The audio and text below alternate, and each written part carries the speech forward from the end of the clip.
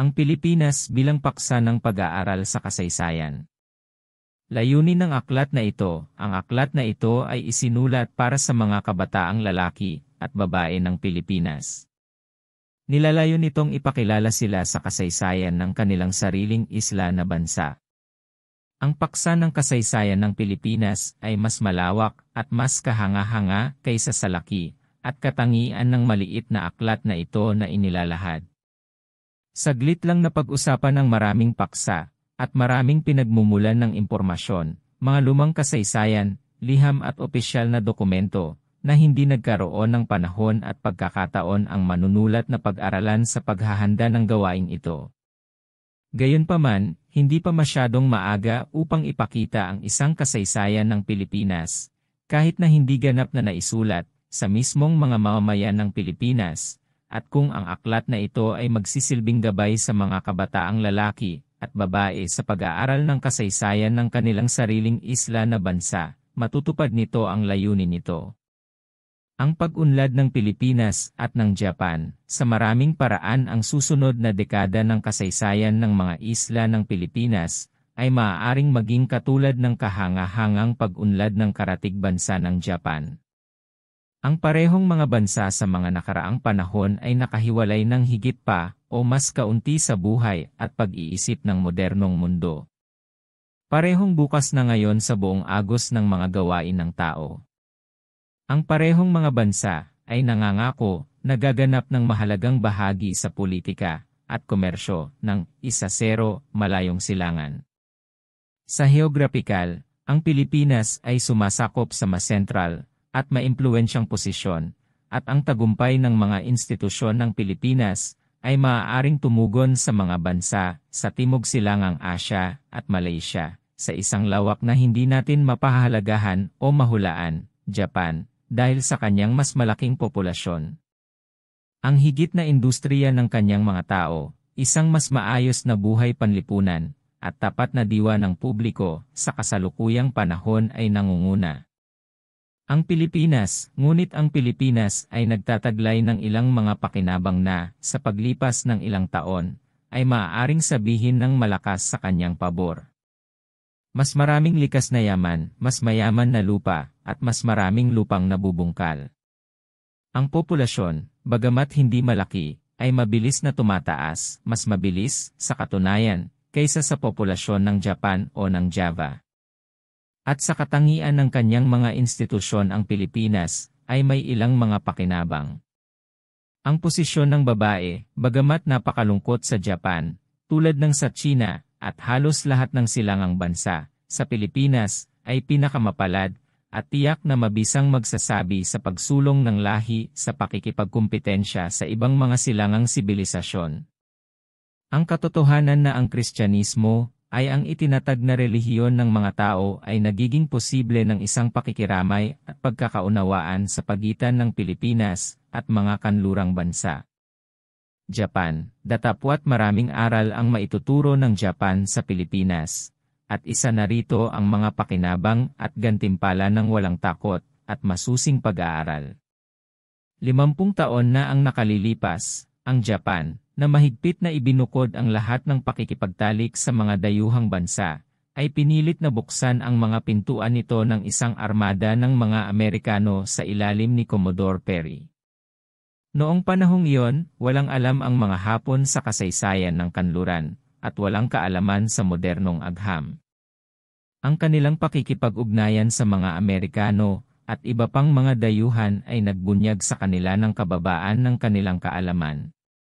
Nagising ang mga pinuno ng bansa sa pangangailangan ng pag-aaral ng mga bansang kanluranin at ng kanilang malaking pag-unlad, lalo na sa pamahalaan at sa mga agham. Ang Japan ay nagkaroon sa kanyang serbisyo ng isang espesyal na uri ng mga tao na kilala bilang ang samurai na, sa buhay ng lumang Japan, ay ang mga malayang sundalo ng feudal na maharlika, at hindi lamang ang mga mandirigma ng Japan, ngunit ang mga estudyante at iskolar din. Ang mga kabataang lalaki ng klase ng samurai na ito ay masigasig at tapat na itinapon ang kanilang mga sarili sa pag-aaral ng mga dakilang larangan ng kaalaman na dati ay hindi alam ng mga Hapons. Sa malaking sakripisyo ay marami sa kanila ang nagtungo sa ibang bansa upang makapag-aral sa mga dayuhang unibersidad. Marami sa kanila ang pumunta sa Estados Unidos, madalas na nagtatrabaho bilang mga tagapaglingkod sa mga bayan ng kolehiyo upang makakuha ng paraan para sa kanilang pag-aaral. Ang pamahalaang Hapon sa lahat ng paraan ay nagsimulang magpatibay ng mga hakbang para sa pagbabago ng kaalaman ng mga tao. Binuksan ang mga paaralan, itinatag ang mga laboratorio, at napakaraming mga librong pang-agham at pangkasaysayan ang isinalin sa Japanese. Isang sistema ng pampublikong paaralan ang inorganisa, at sa wakas ay naitatag ang isang unibersidad. Nagpadala ang pamahalaan sa ibang bansa ng maraming kabataang lalaki upang mag-aral sa halos lahat ng sangay ng kaalaman at bumalik sa paglilingkod sa bayan. Ang mga tagagawa ng Japan ay pinag-aralan at pinagtibay ang mga makinarya sa kanluran at mga modernong pamamaraan ng produksyon. Ang gobyerno mismo ay sumailalim sa revolusyon at reorganisasyon sa mga linyang mas liberal sa mamamayan at mas pabor sa pambansang diwa ng bansa. Ang resulta ay ang pagbabago sa wala pang 50 taon ng dating hiwalay at ignorante na bansa. The Lesson for the Filipinos, ito ang dakilang aral na itinuturo ng Japan sa Pilipinas. Kung magkakaroon ng pagbabago rito, na may patuloy na paglago ng kaalaman at pagsulong, at pagtataas ng katangian ng mga tao sa kabuuan, kailangang magkaroon ng isang matapang at walang patid na paghahanap sa katotohanan, at ang mga kabataang lalaki, at dapat hanapin ng mga kabataang babae ng Pilipinas ang mga pakinabang ng edukasyon, hindi para sa kanilang sarili, kundi para sa kapakinabangan ng kanilang mga tao at kanilang lupain, hindi upang makakuha para sa kanilang sarili ng isang makasariling posisyon ng panlipunan at pang-ekonomiyang kalamangan sa mga mahihirap at hindi gaanong nakapag-aral na mga Pilipino, ngunit upang, sa pagkakaroon ng mga kalamangan na ito para sa kanilang sarili, sila naman ay maibigay ito sa kanilang mga kababayan na hindi pinalad. Ang kabataang Pilipino, lalaki man o babae, ay dapat matuto ng mga aral ng pagiging totoo, katapangan, at di makasarili, at sa lahat ng kanyang pagtatamo ng kaalaman, at sa kanyang paggamit din nito, dapat niyang isagawa ang mga bertud na ito, o ang kanyang pagkatuto ay magiging isang kasamaan sa kanyang lupain at hindi isang pagpapala. Ang layunin ng aklat na ito ay tulungan siyang maunawaan, una sa lahat, ang lugar na sinasakop ng Pilipinas sa makabagong kasaysayan ng mga bansa, upang maunawaan niya kung gaano kalayo at mula sa kung ano ang simula ng pag-unlad ng sambayanang Pilipino, tungo sa kung ano ang mga bagay. Ang mundo sa labas ang mismong gumalaw sa panahong ito, at kung anong lugar at pagkakataon ang maaaring hanapin ng mga Pilipino, bilang isang tao, sa hinaharap. Ang kahulugan ng kasaysayan, ang kasaysayan, gaya ng pagkakasulat at pagkaunawa nito, ay binubuo ng maraming siglo ng buhay, tagumpay ng tao, at dapat nating simulan ang ating pag-aaral sa pamamagitan ng pagtalakay ng kaunti kung ano ang kahulugan ng kasaysayan. Ang mga tao ay maaaring mabuhay ng libu-libong taon nang walang buhay na maaaring tawaging historikal, sapagkat ang kasaysayan ay nabuo lamang kung saan may mga kapani-paniwalang nakasulat na talaan ng mga pangyayari. Hanggang sa mayroon tayong mga talaang ito, wala tayong batayan para sa makasaysayang pag-aaral, ngunit ipaubaya ang larangan sa isa pang pag-aaral na tinatawag nating arkeolohiya o prehistoric culture. Mga lahing pangkasaysayan, kaya may mga dakilang lahi na walang kasaysayan sapagkat wala silang iniwan na mga talaan. Maaaring ang mga tao ay hindi magsulat o ang kanilang mga sinulat ay nawasak, o wala silang sinabi tungkol sa buhay ng mga tao. Ang kasaysayan ng mga lahi na ito ay nagsimula lamang sa pagdating ng isang makasaysayang, o mas advanced na lahi sa kanila. Kaya, ang kasaysayan ng lahi ng itim, o negro, ay nagsisimula lamang sa paggalugad ng mga puting lahi sa Afrika, at ang kasaysayan ng mga American Indian, maliban marahil sa Peru at Mexico, ay nagsisimula lamang sa pananakop ng mga puti sa Amerika. Ang puti, o European, lahi ay, higit sa lahat ng iba pa, ang dakilang makasaysayang lahi, Ngunit ang lahing dilaw, na kinakatawan ng mga Inchik, ay mayroon ding makasaysayang buhay at pag-unlad, simula maraming siglo bago ang kapanganakan ni Kristo. Ang lahing Europeo, sa loob ng libu-libong taon ang lahing puti ay nakakulong sa mga bansang nasa hangganan ng dagat Mediteraneo. Ito ay kakaunti lamang ang pakikipag-ugnayan sa ibang lahi ng mga lalaki, at halos walang kaalaman sa mga bansa sa kabila ng baybayin ng Mediterranean. Ang mga dakilang kontinente ng Amerika at Australia at ang magandang isla mundo ng mga karagatang Pasipiko at Indian ay bahagya na pinangarap. Ito ang katayuan ng lahing puti sa Europa, mahigit 500 taon na ang nakalilipas. Ibang-iba ang posisyon ng karerang ito ngayon. Ginalugad na nito ngayon ang halos buong mundo. Ang mga puting tao ay tumawid sa bawat kontinente at bawat dagat. Sa bawat kontinente sila ay nagtatag ng mga kolonya, at sa maraming bansa ang kanilang kapangyarihan.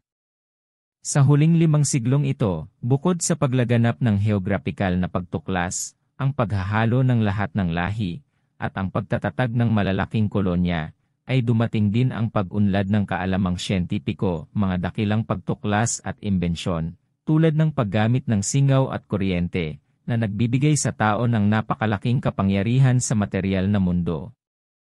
Ang napakahalagang mga pagbabago ay minarkahan din ang relihiyoso at politikal na buhay ng lahi. Sa loob ng mga taong ito ay dumating ang pag-aalsa ng Protestante mula sa simbahang Romano-Katoliko na sinisira sa ilang antas ang pagkakaisa ng sangkakristyanuhan at ang mga dakilang revolusyon ng Europa at Amerika na nagtatag ng mga demokratiko at kinatawan na pamahalaan. Ang lahing Europeo at ang sambayanang Pilipino, ang pagpapalawak at pagsulong na ito ng lahing Europeo ay maagang nagdulot nito sa pakikipag-ugnayan sa sambayanang Pilipino at ang kasaysayan ng buhay ng Pilipinas ay nagmula sa pagkikitang ito ng dalawang lahi. Kaya ang kasaysayan ng Pilipinas ay naging bahagi ng kasaysayan ng mga bansa. Sa mga siglong ito ang mga tao sa mga islang ito, mga sakop ng isang bansang Europeo, ay umunlad sa buhay panlipunan at pamahalaan, sa edukasyon at mga industriya, sa bilang, at sa kayamanan. Madalas silang napukaw ng mga digmaan at revolusyon, sa mga siglo ng pagsalakay ng mga pirata, at takot sa pananakop ng mga dayuhang bansa. Ngunit ang mga panganib na ito ay lumipas na ngayon. Wala nang takot sa piratical ravage o sa dayuhang pagsalakay, at wala nang malaking panganib ng panloob na pag-aalsa, sapagkat ang Pilipinas sa kasalukuyang panahon ay nasa ilalim ng isang pamahalaang may sapat na lakas upang ipagtanggol sila laban sa iba pang mga kapangyarihan, upang iwaksi ang pandarambong at pananalanta, at isang balisa, at handang ipagkaloob sa mga tao ang gayong kalayaan sa pagkakataon, gayong mga pakinabang ng pamahalaan at buhay, na hindi naiiral ang insentibo sa panloob na revolusyon. Ligtas mula sa panlabas na pag-atake, at mabilis na pag-unlad tungo sa panloob na kapayapaan, ang Pilipinas ay sumasakop sa isang posisyon na pinakamapalad sa mga mamamayan ng malayong silangan. Mayroon silang kinatawan na pamahalaan, kalayaan sa relihiyon, at pampublikong edukasyon, at higit sa lahat sa naghahangad o ambisyosong lahi o individual, kalayaan ng pagkakataon. Kung paano nasusulat ang kasaysayan, isa pang bagay ang dapat ipaliwanag dito. Ang bawat bata na nagbabasa ng aklat na ito ay dapat na maunawaan ng kaunti kung paano isinulat ang kasaysayan. Ang pinakanatural na pagtatanong na gagawin tungkol sa anumang makasaysayang pahayag ay, paano ito nalalaman? At ito ay isang tamang tanong para sa schoolboy at para sa statesman. Ang sagot ay, na ang kasaysayan ay nakasalalay sa mga katotohanan nito, higit sa lahat sa mga nakasulat na talaan na ginawa ng mga tao na nabuhay noong panahong nangyari ang mga bagay na ito, o malapit sa kanila na, sa pamamagitan ng maingat na pagtatanong, matututunan nila ng tumpak ang mga bagay na ito at maisulat ang mga ito. Sa ilang anyo, upang mabasa natin ngayon ang kanilang mga ulat, at hindi bababa sa malaman kung paano lumitaw ang mga pangyayaring ito sa mga tao noong panahong iyon. Ngunit hindi lahat ng isinulat ng isang tao, o kahit na inilalagay sa isang aklat, ng mga bagay na kanyang nakita at nalaman, ay hindi nagkakamali at walang kamalian, pagtatangi, at kasinungalingan. Kaya't ang gawain ng mananalaysay ay hindi lamang basahin at tanggapin ang lahat ng kontemporaryong mga talaan, ngunit kailangan din niyang ihambing ang isang salaysay sa isa pa, tinitimbang ang lahat ng kanyang mahahanap, na nagbibigay ng nararapat na allowance para sa pagtatangi, at sa kanyang sariling bahagi ay nagsisikap na maabot ang isang konklusyon na magiging totoo. Siyempre, kung saan kakaunti ang mga record, mahirap talaga ang gawain, at, sa kabilang banda, ang material ay maaaring napakalaki upang sakupin ang isang manunulat habang buhay, at ginagawang imposible para sa sinumang tao na ganap na maubos ang isang paksa. Mayroong ilang mga paglalakbay ng pagtuklas sa pagitan ng panahon ni Magellan, 1521, at panahon ni Legazpi, 1565. Kabilang dito ang mga ekspedisyon ni Loisa, Saavedra, at Villalobos, at ang mga ulat ng mga ito ay makikita sa mahusay na serye ng mga publikasyong ginawa ng pamahalaang Espanyol at tinatawag na Colección de Documentos Ineditos. At, sa isa pang serye, ang Colección de los Viajes y Navarrete. Descubrimientos. Pananakop at pananakop ng mga Kastila. Sa pagdating natin sa kasaysayan ng pananakop at pananakop ng mga Kastila sa Pilipinas, makikita natin ang maraming kawili-wiling mga liham at ulat na ipinadala kapwa ng mga sundalo at pari sa hari, o sa mga tao sa Espanya. Ang unang kumpletong aklat tungkol sa Pilipinas ay isinulat ng isang misyonero noong mga 1602, ang Relasyon de las Islas Filipinas ni Padre Fredo Chirino, na inilimbag sa Roma noong 1604. Ang mahalaga at kawili-wiling salaysay na ito ay napakabihirang, ngunit muling inilimbag, bagaman bastos at mahirap. Ay ginawa sa Maynila noong 1870 na madaling makuha. Ang Relasyon de las Islas Filipinas ay sinundan noong 1600 ng gawa ni Judge Antonio de Morga, Sucesos de las Islas Filipinas. Ang napakabihirang gawaing ito ay inilimbag sa Mexico. Noong 1870, isang bagong edisyon ang inilabas ni Dr. Jos Rizal mula sa kopya sa British Museum. Mayroon ding pagsasalin sa Ingalls. Ang dalawang akda na ito ay sagana sa mausisa at mahalagang impormasyon tungkol sa mga mamamayang Pilipino tulad noong panahon ng pagdating ng mga Kastila, gayon din ang isang akdang sumunod, ang Conquista de las Islas Filipinas, ni Friar Gaspar de San Agustin, na inilimbag sa Madrid. Noong 1678. Ang huli na ito ay marahil ang pinakakawili-wili at pinakamahalagang maagang gawain sa mga isla ng Pilipinas. Tulad ng makikita natin, ang kasaysayan ng Pilipinas ay malapit na konektado sa East Indian Spice Islands. Nang makuha ng mga puwersang Espanyol ang mayamang isla ng Ternate noong 1606, ang tagumpay ay ginunita sa pamamagitan ng isang tomo, pinong pagkakasulat, bagamat hindi malaya sa mga pagkakamali, ang Conquista de las Islas Moluccas, ni Leonardo de Argensola, Madrid, 1600. Mayroong isang lumang pagsasalin sa Ingles, at gayon din ng mga pagsasaling Pranses at Dutch. Mga kasaysayan ng Pilipinas, para sa Pilipinas, napakapalad natin dahil marami tayong sapat na mapagkukunan ng maasahan at kaakit-akit na uri. Sa ilang salita ang ilan sa mga ito ay ilalarawan. Halos lahat ay umiiral sa kahit man lang ilang mga aklatan sa Pilipinas, kung saan maaari silang kumonsulta minsan ng estudyanteng Pilipino, at marami sa kanila, kahit sa mga susunod na edisyon, ay maaaring bilhin ng mag-aaral para sa kanyang sariling pag-aari at pag-aaral. The Voyages of Discovery, ang European discovery ng Pilipinas, ay nagsimula sa dakilang paglalayag ni Magellan, at sa pagsasalaysay ng pagtuklas na ito sa mga isla, nariyan ang hindi mabibiling salaysay ng isa sa kumpanya ni Magellan, si Antonio Pigafetta. Ang kanyang aklat ay isinulat sa Italyano, ngunit unang naipublish sa isang pagsasalin ng Pranses. Ang mga orihinal na kopya na ginawa ni Pigafetta ay nawala, ngunit noong 1801 kopya ang natuklasan sa Ambrosian Library ng Milan, Italy, at naipublish. Mayroong mga pagsasalin sa Ingles at iba pang mga wika. Ito ay maaaring matagpuan sa ilang mga koleksyon ng mga voyages, at mayroong isang mahusay na pagsasalin sa Espanyol at edisyon ng kamakailang petsa. El primer viaje alrededor del mundo, por Antonio Pigafetta, traducido por Dr. Carlos Amoretti y anotado ni Manuel Walls y Merino, Madrid, 1899.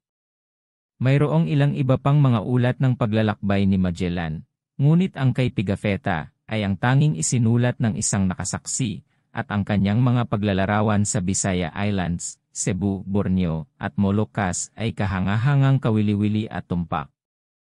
Sa pagitan ng mga taong 1,788 at 1,772 ay inilathala ang napakalaking Historia General de Filipinas sa 14 na tomo ng Prailing Recollect, Padre Juan de la Concepcion. Ang gawain ay sagana sa kalabisan na bagay at walang kabuluhang mga detalye, ngunit ito ay isang napakaraming mapagkukunan ng impormasyon, isang tunay na minahan ng makasaysayang datos, at marahil ang pinakakilala at pinakamadalas na ginagamit na gawain sa mga isla ng Pilipinas. Mayroong ilang mga set sa Pilipinas na maaaring konsultahin ng mag-aaral. Pagkaraan ng ilang taon, at bilang isang uri ng protesta, laban sa napakalawak na pagtrato sa kasaysayan, isinulat ng matino at kahangahangang Augustinian, Padre Joaquin Martinez de Zuniga, ang kanyang Historia de las Islas Filipinas, isang tomo ng humigit kumulang 700 pahina. Ito ay inilimbag sa Sampaloc, Maynila, noong 1803. Ang manunulat na ito ay katangi-tangi sa kanyang pagiging patas, ang kanyang kalayaan mula sa makitid na pagkiling na naging katangian ng karamihan sa mga manunulat sa Pilipinas.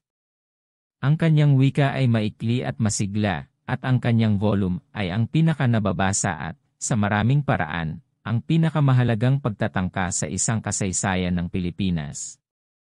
Ang kanyang salaysay ay nagtapos sa pananakop ng mga Ingles sa Maynila noong 1763. Mga kamakailang kasaysayan, at iba pang makasaysayang material, ang mga pinagmumulan ng mga kalagayan at kasaysayan ng mga isla noong nakaraang siglo ay medyo naiiba sa nauna. Ang mga pinagmumulan ng dokumentaryo sa anyo ng mga pampublikong papeles at mga ulat ay makukuha, at mayroong malaking dami ng mga polyeto na tumatalakay sa mga espesyal na katanungan sa Pilipinas. Ang paglalathala ng opisyal na journal ng pamahalaan, ang Gazeta de Manila, ay nagsimula noong 1861. Naglalaman ito ng lahat ng mga batas ng batas, mga utos ng mga gobernador, mga liham pastoral, at iba pang opisyal na mga bagay, hanggang sa katapusan ng pamamahala ng Kastila. Napakaraming material para sa kamakailang kasaysayang sibil ng mga isla ay umiiral sa Archives of the Philippines sa Maynila, ngunit ang mga dokumentong ito ay napakakaunting napagmasdan. Kapansin-pansin sa mga orihinal na dokumentong ito ang serye ng Royal Cedulas, bawat isa ay may pirma ng Hari ng Espanya, el Rey. Tumatakbo sila pabalik mula sa mga huling taon ng soberanya hanggang sa pagsisimula ng ika-17 siglo. Ang mga unang sedula sa pagtatatag ng pamamahala ng mga Espanyol ay sinasabing dinala ng hukbong British noong 1763 at nasa British Museum na ngayon. Sa walang ibang relihiyosong orden kami ay may utang na napakaraming impormasyon sa kasaysayan bilang sa mga Heswita. Ang scholarship at kakayahang pampanitikan ng kumpanya ay palaging mataas.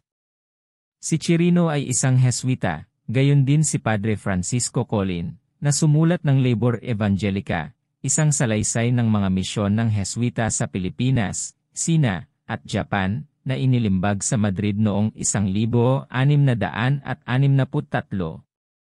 Ang kasaysayang ito ay ipinagpatuloy pagkaraan ng mga taon ni Padre Murillo Velarde, na sumulat ng tinawag niyang segunda parte, ang Historia de la Provincia de Filipinas de la Compañía de Jesus, Manila, 1749. May isa pang kapansin-pansing gawaing Heswita na malaki ang utang na loob natin sa unang bahagi ng kasaysayan ng dakilang isla ng Mindanao. Ito ang Historia de Mindanao y Jolo, ni Padre Francisco Combes. Ang taong 1663 ay minarkahan, gaya ng makikita natin, ang isang kapanahunan sa ugnayan ng mga Kastila at ng mga Mohamedan na Malay. Sa taong iyon ay iniwan ng mga Kastila ang kuta ng Zamboanga, at nagretiro mula sa Timog Mindanao. Ang mga Heswita ay naging mga misyonero sa mga bahaging iyon ng Katimugang Kapuluan, at sila ay gumawa ng masiglang protesta laban sa pag-abandona sa teritoryo ng Moro. Ang isang resulta ng kanilang mga pagsisikap na matiyak ang muling pagtira sa mga kuta na ito ay ang kapansin-pansing gawaing binanggit sa itaas. Ito ang pinakamatanda at pinakamahalagang sulatin tungkol sa isla at mga naninirahan sa Mindanao. Ito ay inilimbag sa Madrid noong 1667. Isang maganda at eksaktong edisyon ang inilabas ilang taon na ang nakararaan, ni Retana. Isang Dominican missionary, Padre Diego A. Duarte, ang sumulat ng isang napakahalagang akda, ang Historia de la Provincia del Santo Rosario de la Orden de Predicadores en Filipinas, Japon y China, na inilimbag sa Maynila sa Kolehiyo ng Santo Tomas noong 1640. Maaari din nating banggitin bilang naglalaman ng isang pinakakagiliw-giliw na salaysay ng Pilipinas tungkol sa kalagitnaan ng ika-17 siglo, ang tanyag na akda sa China, ng Dominican, Padre Fernandez Navarrete, Tratados Históricos, Políticos, Étnicos, y Religiosos de la Monarchía de China, Madrid, 1767. Dumating si Navarrete sa mga islang ito noong 1648 at pansamantalang naging kura sa isla ng Mindoro. Nang maglaon ay naging misyonero siya sa China, at pagkatapos ay propesor ng pagkadiyos sa Universidad ng Santo Tomas. Ang kanyang gawa ay isinalin sa Ingles sa Churchill's Collection of Voyages and Travels, London, 1744, 2 tomo. Ang ika-18 siglo ay medyo baog ng kawili-wiling makasaysayang bagay. Nagkaroon ng malaking aktibidad sa paggawa ng mga gramatika at diksyonaryo ng mga katutubong wika, at mas maraming kasaysayan ng mga relihiyosong orden ang ginawa din ang mga huling ito, bagamat madalas na puno ng mga bagay na sekta, ay hindi dapat palampasin. Isang ekspedisyon ng Pransya ang bumisita sa silangan sa pagitan ng 1774 at 1781, at ang komisyoner, si M. Sonerat, ay nag-iwan ng maikling salaysay ng mga pamayanan ng mga Espanyol sa mga isla nang lumitaw ang mga ito. Voyage aux Indes Orientales et la Chine, Paris, 1782, tomo 3. Mayroong ilang mga salaysay ng mga manlalakbay na isinulat noong nakaraang siglo, kung saan maaaring mabanggit ang pagbisita ni Sir John Boring sa Philippine Islands, 1850, at ang Risen in der Philippine ni Jagor, ay naglakbay noong taong 1850 at 1860, na nakatanggap ng pagsasalin sa parehong Ingles at Espanyol. Mga bibliografiya. Para sa makasaysayang mag-aaral, kailangan ang gabay sa bibliografiya.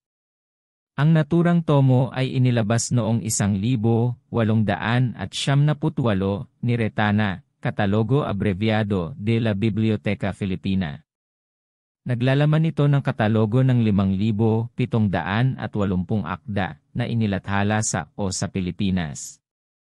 Ang isang mas tumpak at kapaki-pakinabang na bibliografiya ay inihanda ng Honorable T.H. Pardo de Tavera, Biblioteca Filipina, at inilathala ng pamahalaan ng Estados Unidos. Nakalulungkot na ang pamahalaan ng Pilipinas ay walang library ng mga gawa sa archipelago. Ang pundasyon ng naturang institusyon ay tila napabayaan ng gobyernong Kastila, at ang mga gawa sa Pilipinas ay halos hindi matagpuan, maliban kung mayroon sila sa mga pribadong koleksyon. Ang pinakamalaki sa mga ito ay sinasabing ang Kumpanya General de Tabacos sa Barcelona, na kamakailan ay nagtataglay din ng napakagandang aklatan ng Retana. Sa Maynila, ang kagalang-galang na Dear Pardo de Tavera ay nagtataglay ng tanging kilalang aklatan sa mga isla. Mula nang isulat ang nasa itaas, sinimulan na ng pamahalaan ng Pilipinas ang koleksyon ng mga makasaysayang akda sa Pilipinas, at isang mahuhusay na batang iskolar na Pilipino, si Di Zulueta, ay nagtungo sa Espanya para sa malawakang paghahanap, kapwa sa mga archive at mga aklatan, upang pagyamanin ang publiko. Koleksyon sa Pilipinas. Sa mga archive ng Royal Audiencia sa Manila, ang serye ng mga paghatol ay nagsisimula sa 1,603 na nilagdaan ni Antonia de Morga. Mula sa petsang ito ay tila kumpleto na sila. Ang pinakamaagang talaan ng mga kaso na dumating sa korte na ito na maaaring matagpuan mula sa simula ng ika-18 siglo. Sa makabagong makasaysayang mga sulatin ay dapat banggitin ang Historia de Filipinas, 3 tomo, 1887 ni Montero y Vidal, at ang mga publikasyon ni W. Retana. Sa scholarship at sigasig ng huling may akda na ito, marami ang utang na loob. Ang kanyang trabaho ay ang muling paglalathala ng mga bihira at mahahalagang mapagkukunan. Nabanggit na ang kanyang edisyon ng Combes, at dapat ding banggitin, at kung maaari ay makuha, ang kanyang Archivo del Bibliofilo, 4 na tomo, isang koleksyon ng mga pambihirang papel sa mga isla, ng iba't ibang petsa, at ang kanyang edisyon, ang kauna-unahang nailathala, ng Estadismo de las Islas Filipinas ni Zuniga, isang walang kapantay na pagsisiyasat sa mga isla na ginawa noong mga 1,800 ng pari at mananalaysay na ang kasaysayan ay binanggit sa itaas. Mga salaysay ng mga manlalakbay na bumisita sa Pilipinas, ang mga sangguniang ito ay nagbibigay ng ilang ideya sa panitikang pangkasaysayan ng Pilipinas. Binubuo ng mga ito ang mga gawaing dapat na pangunahing konsultahin. Hindi dapat tanggalin ang maraming salaysay ng mga manlalakbay na bumisita sa mga islang ito paminsan-minsan, at madalas na nagbibigay sa atin ng napakahalagang impormasyon.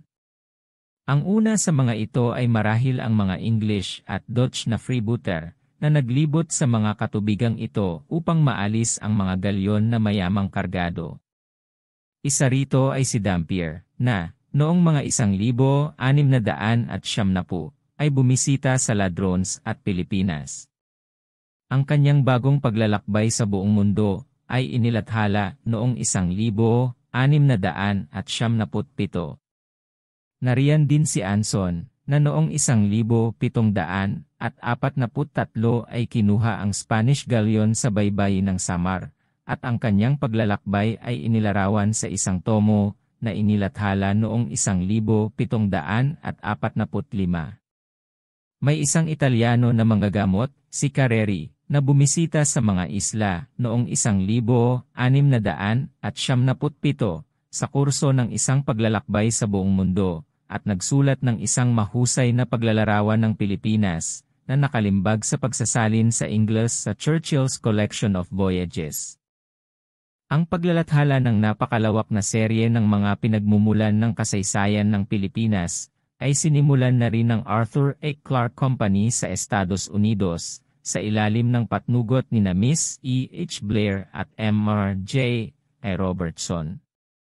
Sasaklawin ng serye ang 55 tomo, at maglalaman sa mga pagsasalin sa Ingles ng lahat ng magagamit na makasaysayang material sa Pilipinas, mula sa edad ng pagtuklas hanggang sa ika-19 na siglo.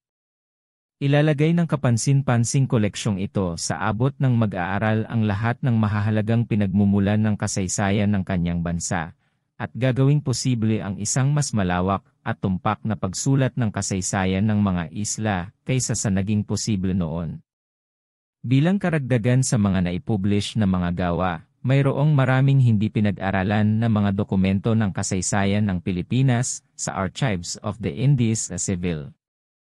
Makasaysayang gawain para sa mag-aaral na Pilipino pagkatapos basahin ang aklat na ito o ang katulad na panimulang kasaysayan, dapat kunin ng mag-aaral, isa-isa, ang pinakamaraming tomo ng mga tomo na maikling inilarawan sa itaas, at sa pamamagitan ng maingat na pagbabasa at pagtitiis.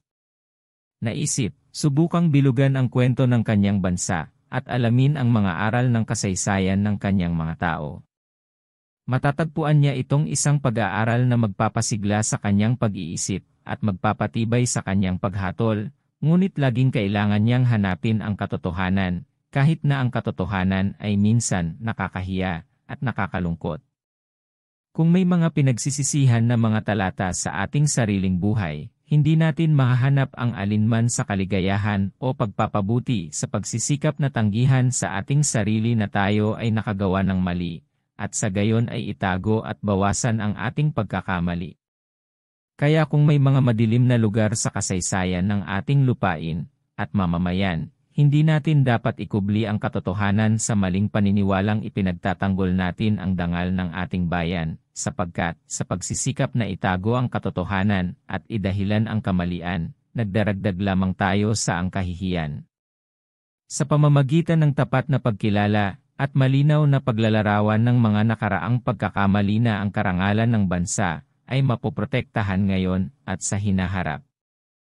Napaka-interesante at mahalagang gawaing pangkasaysayan ay maaaring gawin ng mag-aaral na Pilipino sa kanyang sariling bayan o lalawigan. Ang mga rekord ng publiko at parokya sa maraming bayan ay dumanas ng kapabayaan o pagkasira. Sa lahat ng posibleng kaso ang mga dokumentong ito ay dapat tipunin at pangalagaan. Para sa maraming bagay, karapat-dapat silang pag-aralan. Maaari nilang ipakita ang paglaki ng populasyon, ang mga petsa ng pagtatayo ng mga pampublikong gusali, ang dating sistema ng pamahalaan, at mga kalagayang panlipunan.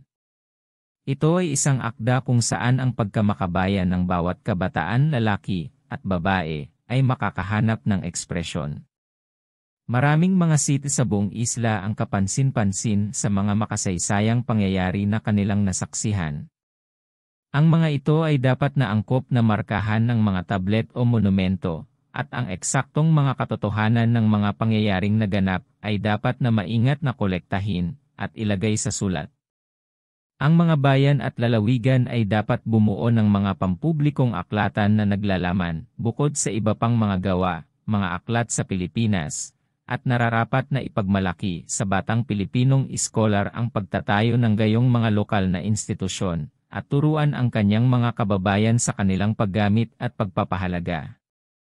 Ngunit sa kabuuan ng naturang pag-aaral ay dapat tandaan ng mag-aaral na ang kanyang bayan o lokalidad ay hindi gaanong mahalaga mula sa makabayang pananaw kaysa sa kanyang bansa sa kabuuan, na ang mga interes ng isang seksyon ay hindi dapat ilagay sa itaas ng mga ng archipelago, at na, bagamat ang kanyang una at pinakamahalagang tungkulin ay sa kanyang bayan at sa kanyang mga tao kung saan siya isinilang at inalagaan, may utang siyang mas malaking obligasyon sa kanyang buong bansa at mga tao na niyayakap ang maraming iba't ibang isla at iba't ibang wika, at sa mga dakilang pamahalaan na humahawak at nagpoprotekta sa mga isla ng Pilipinas, at ginagawang posible ang malayang pag-unlad ng mga naninirahan dito.